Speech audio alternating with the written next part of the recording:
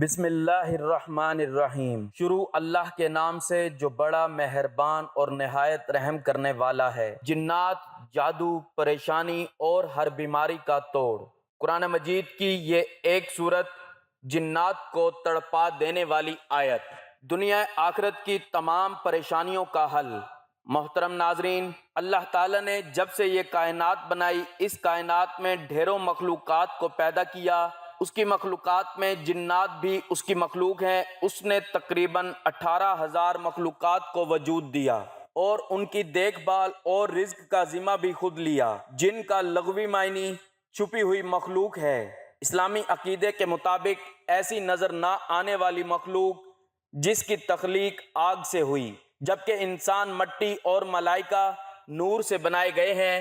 جنوں کے متعلق خیال کیا جاتا ہے کہ وہ مختلف قسم کے روپ بدلنے کی صلاحیت رکھتے ہیں۔ قرآن و حدیث میں جنات کا ذکر آیا ہے۔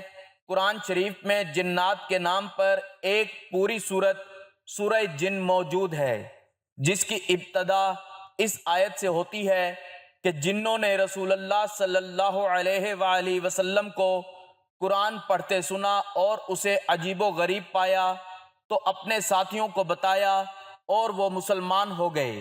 ابلیس کے متعلق کہا جاتا ہے کہ وہ جنوں میں سے تھا، چنانچہ جب اسے حضرت آدم علیہ السلام کو سجدہ کرنے کے لیے کہا گیا تو اس نے یہ کہتے ہوئے انکار کر دیا کہ میں آگ سے پیدا ہوا ہوں اور آدم مٹی سے۔ بعض مفسرین کا کہنا ہے کہ ابلیس ناری ہے، مگر عبادت و ریاضت سے بلند مقام پر پہنچ گیا تھا اور فرشتوں میں شمار ہونے لگا تھا۔ ابن عباس فرماتے ہیں ابلیس فرشتوں کے اس قبیلے سے تعلق رکھتا تھا جسے جن کہا جاتا ہے۔ اس قبیلے کے فرشتوں کو آگ کی گرم لو سے پیدا کیا گیا تھا۔ یہ لو شعلہ میں نظر نہیں آتی، صرف محسوس کی جا سکتی ہے اور تمام حدت اسی میں ہوتی ہے۔ ابلیس کا نام حارث تھا اور یہ جنت کے پہرے داروں میں سے ایک پہرے دار تھا۔ اس کے علاوہ باقی تمام فرشتوں کو نور سے پیدا کیا۔ ایک اور جگہ فرمایا ابلیس فرشتوں کا سردار تھا اور اس کا قبیلہ ان سے معزز و محترم تھا۔ اس کے علاوہ یہ بہشت کے باغات پر بھی نگران تھا۔ اسے آسمان دنیا اور زمین کی بادشاہت بھی بخشی گئی تھی۔ ابو مالک رحمۃ اللہ علیہ اور ابو صالح رحمۃ اللہ علیہ، ابن عباس اور مرہ حمدانی ابن مسعود اور دیگر اصحاب رسول صلی اللہ علیہ وآلہ وسلم سے نقل کرتے ہیں کہ انہوں نے فرمایا ابلیس کو آسمان دنیا پر مقرر کیا گیا تھا۔ اس کا تعلق فرشتوں کے اس گروہ سے تھا جسے جن کہا جاتا ہے۔ ان کا نام جن اس لیے رکھا گیا تھا کہ یہ جنت کے محافظ و نگران تھے، اور ابلیس بھی اپنی بادشاہت کے ساتھ ساتھ محافظ و نگران تھا اور یہ بہت زیادہ عبادت گزار تھا۔ اسلام سے پہلے بھی عربوں میں جنوں کے تذکرے موجود تھے۔ اس زمانے میں سفر کرتے وقت جب رات آ جاتی تھی تو مسافر اپنے آپ کو جنوں کے سردار کے سپرد کر کے سو جاتے تھے۔ جنات نے دنیا میں فتنہ و فساد برپا کر رکھا تھا۔ قرآن میں حضرت سلیمان کے متعلق بیان کیا گیا ہے کہ ان کی حکومت جنوں پر بھی تھی۔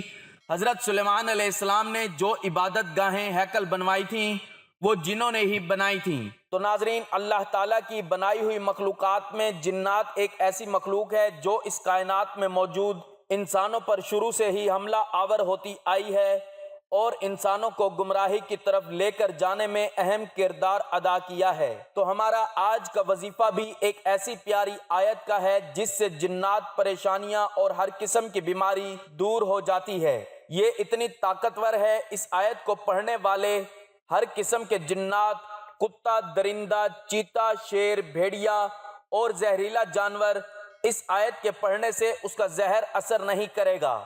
باولا کتا اور پاگل جادو۔ اب جادو تو ہوتا ہے، پاگل جادو کیا ہوتا ہے؟ اس سے پہلے ناظرین آپ کو بتاتے ہیں کہ جنات کی پیدائش کب، کیسے اور کیوں ہوئی۔ سب سے بڑے جن کا کیا نام ہے اور قرآن اس بارے میں کیا کہتا ہے؟ ارشاد باری تعالیٰ ہے، ترجمہ: بے شک ہم نے انسان کو بہترین انداز پر بنایا ہے۔ حضور اکرم صلی اللہ علیہ وآلہ وسلم کا ارشاد مبارک ہے، ترجمہ: انسان اپنی خلقت میں سب سے اشرف ہے۔ خوبصورتی اور وضاحت میں دنیا کی کوئی چیز اس کے مد مقابل نہیں ہے۔ اسی طرح جن بھی اللہ تعالیٰ کی مخلوق ہیں جنہیں انسان کی پیدائش سے قبل پیدا کیا تھا، اس مخلوق کے وجود کے تمام اکابرین قائل ہیں۔ شیخ تقی الدین ابن تمیمہ رحمۃ اللہ علیہ فرماتے ہیں کہ اکابرین امت میں سے کسی نے بھی جنات کے وجود کا انکار نہیں کیا۔ اکثر کفار بھی ان کے وجود کے قائل ہیں، کیونکہ جنات کے وجود کے متعلق انبیاء کرام کے ارشادات حد تواتر تک پہنچے ہوئے ہیں، جس کا یقینی طور پر معلوم ہونا لازمی ہے۔ سوائے فلسفیوں کی ایک معمولی جماعت کے علاوہ جنات کا کوئی بھی انکار نہیں کرتا۔ اسلامی عقائد میں جن کا وجود متفقہ طور پر تسلیم کیا گیا ہے، جن کے معنی چھپے ہوئے، پوشیدہ، دیو بھوت کے ہیں۔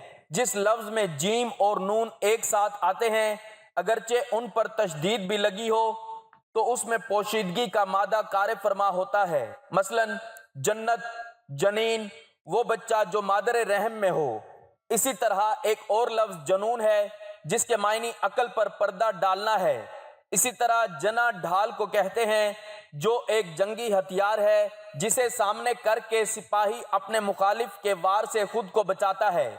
چنانچہ اسے جن کا نام اس لیے دیا گیا ہے کہ یہ ہماری نظر سے پوشیدہ ہے۔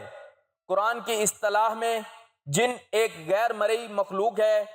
اس مخلوق کا ذکر قرآن حکیم میں 8 سورتوں کی 12 اور سورت جن کی 15 آیات میں موجود ہے۔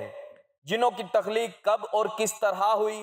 بعض محققین اور تاریخ دان لکھتے ہیں کہ جنات کو آدم علیہ السلام کی تخلیق سے بھی 2000 سال قبل تخلیق کیا گیا تھا۔ قرآن حکیم میں اس کا ذکر اس طرح آیا ہے۔ ترجمہ: اور ہم نے انسان کو کھنکتے ہوئے گارے سے پیدا کیا ہے اور جنوں کو اس سے بھی پہلے دھوئیں کی آگ سے پیدا کیا۔ ایک اور جگہ ارشاد مبارک ہے۔ ترجمہ: اس نے انسان کو بجنے والی مٹی سے پیدا کیا اور جنات کو آگ کے شعلے سے پیدا کیا۔ ابن کثیر ان آیات کی تفسیر میں لکھتے ہیں کہ سلسال خشک مٹی کو کہتے ہیں اور جس مٹی میں آواز ہو وہ فخار کہلاتی ہے۔ اس کے علاوہ مٹی جو آگ میں پکی ہو اسے ٹھیکری کہتے ہیں۔ مارج سے مراد سب سے پہلا جن ہے جسے ابو الجن کہا جاتا ہے، جیسے حضرت آدم علیہ السلام کو ابو الآدم کہا جاتا ہے۔ لغت میں مارج آگ سے بلند ہونے والے شعلے کو کہتے ہیں۔ تفہیم القرآن میں سید ابو العالی مودودی رقم تراز ہیں کہ نار سے مراد ایک خاص نوعیت کی آگ ہے، نہ کہ وہ آگ جو لکڑی یا کوئلے جلانے سے پیدا ہوتی ہے۔ اور مارج کے معنی ہیں خالص شعلہ جس میں دھواں نہ ہو۔ جس طرح پہلا انسان مٹی سے بنایا گیا، پھر تخلیق کے مختلف مدارج سے گزرتے ہوئے اس کے جسد خاکی نے گوشت پوشت کے زندہ بشر کی شکل اختیار کی اور آگے اس کی نسل نطفہ سے چلی، اسی طرح پہلا جن خالص آگ کے شعلے سے پیدا کیا گیا اور بعد میں اس کی ذریت سے جنوں کی نسل پیدا ہوئی۔ ان کا وجود بھی اصلاً ایک آتشی وجود ہی ہے، لیکن جس طرح ہم محض ایک تودہ خاک نہیں ہیں، اسی طرح وہ بھی محض شعلہ آتشی نہیں ہیں۔ ایک روایت میں آیا ہے کہ جنوں کو جمعرات کو تخلیق کیا گیا تھا۔ جنوں کو اللہ تعالیٰ نے اپنی عبادت کے لیے پیدا کیا تھا، جس کی تصدیق قرآن حکیم نے ان الفاظ سے کی ہے۔ ترجمہ: اور میں نے جنوں اور انسانوں کو اس لیے پیدا کیا کہ وہ میری عبادت کریں۔ اس آیت مبارکہ سے ثابت ہو رہا ہے کہ انسان اور جن دونوں اللہ تعالیٰ کی مخلوقات ہیں اور اللہ تعالیٰ نے اپنی عبادت کے لیے پیدا کیا گیا ہے، اور قرآن حکیم ان دونوں مخلوقات کے لیے ہدایت کا ذریعہ ہے۔ اہل عرب دور جہالت میں بڑے توہم پرست ہوا کرتے تھے۔ 360 بتوں کی تو وہ پوجا اور پرستش کرتے ہی تھے، اور اس میں شدت کا یہ عالم تھا کہ ہر خاندان اور قبیلے کا ایک الگ بت ہوا کرتا تھا۔ کوئی ایک قبیلہ دوسرے کے بت کی پوجا کا مکلف نہ تھا۔ چنانچہ اسی دور میں جب عرب قوم کے لوگ کسی سفر پر روانہ ہوتے اور راستے میں کوئی وادی یا خوفناک بیابان آ جاتا تو وہاں سے گزرتے وقت یہ الفاظ ادا کر کے گزرتے: میں اس وادی کے سردار اور اس کی قوم کے بے وقوفوں سے پناہ چاہتا ہوں۔ ان کے خیال میں بیابانوں پر جنات کا تسلط تھا اور جنوں کے سردار کی اس لیے پناہ طلب کرتے تھے کہ اس کے ماتحت بسنے والے جن کچھ اذیت نہ پہنچائیں۔ مطلب یہ کہ اس قسم کے رسوم اور اقوال سے انسانوں نے ان جنات کو اور بھی زیادہ مغرور بنا دیا تھا۔ اس کے علاوہ اس مخلوق میں سرکشی اور نافرمانی کا بھی مادہ موجود ہے، اور اپنے مادے کی خاصیت کی بنا پر ایسا ہونا بھی چاہیے، کیونکہ آگ کا خاصہ یہی ہے کہ وہ سر اٹھائے اور سوزش اور جلن کو نتیجے میں دکھلائے۔ جنت میں نیک اور بد دونوں اقسام ہوتی ہیں، یہ مختلف روپ دھار کر روئے زمین پر وارد ہوتے ہیں۔ انہی میں سے ایک جن کا نام ابلیس ہے، جو انسان کی دشمنی میں اندھا ہو گیا ہے، اور اس نے نسل آدم کو بہکانے کے لیے قیامت تک کی مہلت لے لی ہے۔ یہ وہی ابلیس ہے جس نے اللہ تعالیٰ کی نافرمانی کی تھی اور حضرت آدم علیہ السلام کو سجدہ کرنے سے انکار کر دیا تھا۔ اس کا ذکر قرآن حکیم میں اس طرح کیا گیا ہے۔ ترجمہ: جبکہ آپ کے رب نے فرشتوں سے ارشاد فرمایا، میں مٹی سے انسان کو پیدا کرنے والا ہوں، سو جب میں اسے ٹھیک ٹھاک کر لوں اور اس میں اپنی روح پھونک دوں تو تم سب اس کے سامنے سجدے میں گر پڑنا۔ چنانچہ تمام فرشتوں نے سجدہ کیا مگر ابلیس نے نہ کیا، اس نے تکبر کیا اور وہ تھا کافروں میں سے۔ اللہ تعالیٰ نے فرمایا، اے ابلیس، اسے سجدہ کرنے سے کس چیز نے روکا جسے میں نے اپنے ہاتھوں سے پیدا کیا؟ کیا تو کچھ غرور میں آ گیا ہے یا تو بڑے درجے والوں میں سے ہے؟ اس نے جواب دیا کہ میں اس سے بہتر ہوں، تو نے مجھے آگ سے بنایا اور اس سے مٹی سے، ارشاد ہوا کہ تو یہاں سے نکل جا، تو مردود ہوا اور تجھ پر قیامت کے دن تک لعنت و پھٹکار ہے۔ کہنے لگا، میرے رب، مجھے لوگوں کے اٹھ کھڑے ہونے کے دن قیامت تک کی مہلت دے۔ فرمایا، تو مہلت والوں میں سے ہے، متعین وقت کے دن تک۔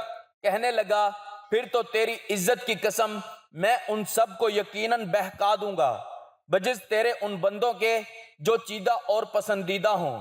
فرمایا، سچ تو یہ ہے اور میں سچ ہی کہا کرتا ہوں کہ تجھ سے اور تیرے تمام ماننے والوں سے میں جہنم کو بھر دوں گا۔ یہ جن و شیاطین صرف روئے زمین پر ہی اپنے مذموم عزائم برپا کر سکتے ہیں، آسمانی دنیا پر ان کا داخلہ ممنوع ہے۔ اگر وہ ملائکہ اور اللہ تعالیٰ کے درمیان ہونے والی گفت و شنید کی ٹو میں جائیں گے تو ان پر ستاروں کی مار لگائی جاتی ہے اور وہ زمین کی طرف چیختے چلاتے واپس آ جاتے ہیں۔ ایک اور مقام پر ارشاد ہے، ترجمہ: یقیناً ہم نے آسمان میں برج بنائے ہیں اور دیکھنے والوں کے لیے اسے سجا دیا ہے اور اسے ہر شیطان مردود سے محفوظ رکھا ہے، ہاں مگر جو چوری چھپے سننے کی کوشش کرے اس کے پیچھے دہکتا ہوا شعلہ لگتا ہے۔ اس آیت مبارکہ میں دو الفاظ رجیم اور مردود آئے ہیں۔ رجیم کے معنی سنگسار کرنے کے ہیں۔ شیطان کو رجیم اس لیے بھی کہا گیا ہے کہ جب یہ آسمانوں پر جانے کی کوشش کرتا ہے تو اس پر شہاب ثاقب برسائے جاتے ہیں، اس سے کچھ شیاطین تو اسی وقت جل مرتے ہیں اور جو بچ کر آتے ہیں وہ نجومیوں اور کاہنوں سے مل کر شرارت کرتے ہیں۔ ستارے آسمان دنیا کی زینت ہیں، جہاں رات کے وقت وہ مسافروں کی اور اوقات کی رہنمائی کرتے ہیں، اسی طرح جن و شیاطین کو سبق سکھانے کا کام کرتے ہیں۔ اسی طرح جنات و شیاطین کو سبق سکھانے کا کام بھی دیتے ہیں۔ جنات میں جہاں بدطینت قسم کا گروہ تھا، وہاں اچھے نیک اور بزرگ گروہ بھی تھے، وہ اپنی ذات سے کسی کو نقصان نہیں پہنچاتے۔ ان میں ہدایت حاصل کرنے کا عزم اور ولولہ تھا، جس کی اولین مثال حضرت سلیمان علیہ السلام کی ہے، جن کے تابع فرمان رہ کر وہ مشکل سے مشکل امور سر انجام دیتے رہتے تھے۔ دوسری مثال نبی اکرم صلی اللہ علیہ وآلہ وسلم کے دور نبوت کی ہے، جب جنات نے نبی اکرم صلی اللہ علیہ وآلہ وسلم سے قرآن حکیم سنا تھا، اس گروہ نے جہاں آپ صلی اللہ علیہ وآلہ وسلم کی زیارت کا شرف حاصل کیا، وہاں اپنی سماعت کو بھی منور کیا اور پھر اپنے قبیلے یا خاندان میں جا کر بڑی حیرت و استعجاب کے ساتھ اس واقعے کو سنایا۔ یہ واقعہ مکہ کے قریب وادی نخلہ میں پیش آیا، جہاں آپ صلی اللہ علیہ وآلہ وسلم صحابہ کرام کو فجر کی نماز پڑھا رہے تھے، جنہوں کو تجسس تھا کہ آسمان پر ہم پر بہت زیادہ سختی کر دی گئی ہے اور اب ہمارا وہاں جانا تقریباً ناممکن بنا دیا گیا ہے۔ کوئی بہت اہم واقعہ رونما ہوا ہے جس کی بنا پر ایسا ہوا ہے۔ چنانچہ مشرق و مغرب کے مختلف اطراف میں جنوں کی ٹولیاں واقعے کا سراغ لگانے کے لیے پھیل گئیں۔ انہی میں سے ایک ٹولی نے یہ قرآن سنا اور یہ بات سمجھ لی کہ نبی صلی اللہ علیہ وآلہ وسلم کی بعثت کا یہ واقعہ ہی ہم پر آسمان کی بندش کا سبب ہے اور جنوں کی یہ ٹولی آپ صلی اللہ علیہ وآلہ وسلم پر ایمان لے آئی اور جا کر اپنی قوم کو بھی بتلایا۔ مکہ مکرمہ میں حرم کے قریب جہاں یہ واقعہ پیش آیا وہاں اب مسجد جن بنا دی گئی ہے۔ بعض دیگر روایات سے معلوم ہوتا ہے کہ اس کے بعد آپ صلی اللہ علیہ وآلہ وسلم جنوں کی دعوت پر ان کے ہاں تشریف بھی لے گئے اور انہیں جا کر اللہ کا پیغام سنایا، اور متعدد مرتبہ جنوں کا وفد آپ صلی اللہ علیہ وآلہ وسلم کی خدمت میں بھی حاضر ہوا۔ جن و شیاطین کا ذکر قرآن حکیم میں 120 سے بھی زائد مقامات پر آیا ہے۔ انس بھی عربی زبان کا لفظ ہے جس کے معنی آدمی اور شخص کے ہیں۔ لفظ انسان بھی اسی سے نکلا ہے۔ قرآن حکیم میں یہ لفظ متعدد بار دہرایا گیا ہے، بلکہ یوں کہا جائے کہ قرآن جو اللہ کی نازل کردہ آخری الہامی اور آسمانی کتاب ہے، اس کا مخاطب دنیا کا ہر انسان ہے۔ اسی کے بارے میں ایک بزرگ بتاتے ہیں کہ ان کے پاس اسی کے حوالے سے تجربہ ہے اور اس کے نتائج ہیں اور اس کی تشریح اور وضاحت ہے۔ انہی کی کہانی اسی کے حوالے سے آپ کی خدمت میں عرض کرتے ہیں۔ وہ کہتے ہیں کہ میں صحراؤں میں جاتا ہوں، شکار کے لیے نہیں، اللہ کا نام سیکھنے کے لیے اور کرنے کے لیے، اور لوگوں کو سکھانے کے لیے، اور خود اپنے دل میں اتارنے کے لیے محتاج ہوں۔ بھائی سو بیٹھے ہوئے تھے اور وہ شکار کی روک تھام کے لیے وہاں چوکیاں بنائی ہوئی تھیں۔ گورنمنٹ وائلڈ لائف نے کہ شکار کے لیے کوئی نہ آئے، بالکل ایک ساتھ بیٹھے تھے۔ میں نے کہا آپ یہاں بیٹھے ہیں، خطرناک شیر، بچھو، کان کھجورے ایک چوکی میں ساتھ بیٹھے تھے۔ پتہ نہیں کتنی دیر نیچے بیٹھا رہا۔ جب میں اٹھا میرے نیچے کھیس پڑا تھا، میں نے جو اٹھایا اتنا بڑا کن کھجورا تھا، یقین جانے اگر وہ ڈس لیتے تو بندہ ہی ختم ہو جاتا۔ اور مجھے یقین آ گیا کہ اسی دعا نے، اس آیت نے مجھے بچایا ہے۔ پاگل جادو، ایسا جادو جو بندے کو پاگل کر دے، اس کی حواس ختم ہو جائے گی۔ کہا پاگل خانے میں داخل کراؤ اس کو۔ بیٹھے بٹھائے اب اپنے کپڑے اتار دیتا ہے، بیچارے کو ہوش نہیں رہتا وہ کیا کھانا ہے کیا نہیں کھانا۔ مجھے ایک صاحب کہنے لگے مجھے اپنی دادی کا وہ وقت یاد نہیں بھولتا، میری آنکھوں کے سامنے مجھے کھانا بھول جاتا ہے۔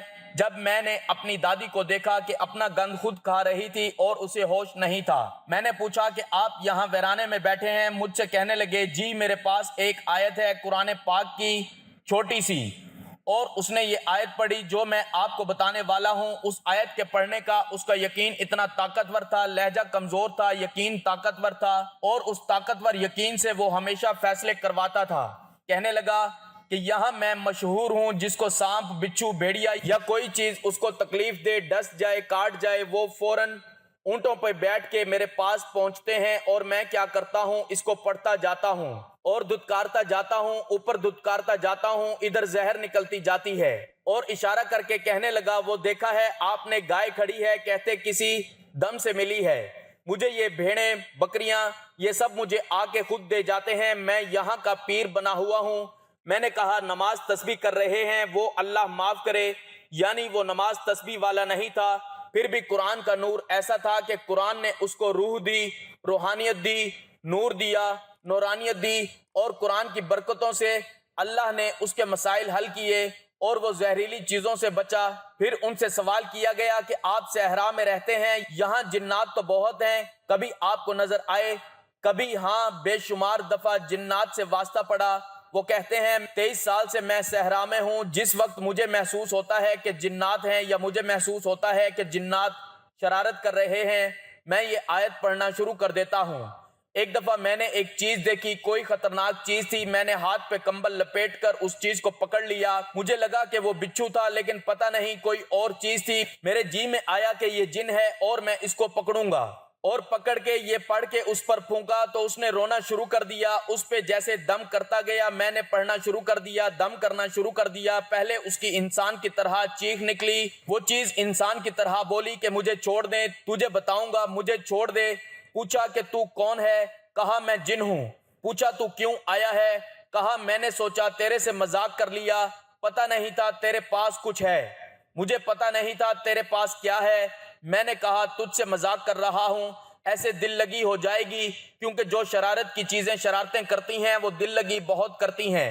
ایسے جاتے جاتے بندے کو چھیڑ دیا، اگلا کہے کہ مجھے چھوڑ دیں، میں اللہ کے کلام کی وہ آیت پڑھوں اور اس پر دھتکار دوں۔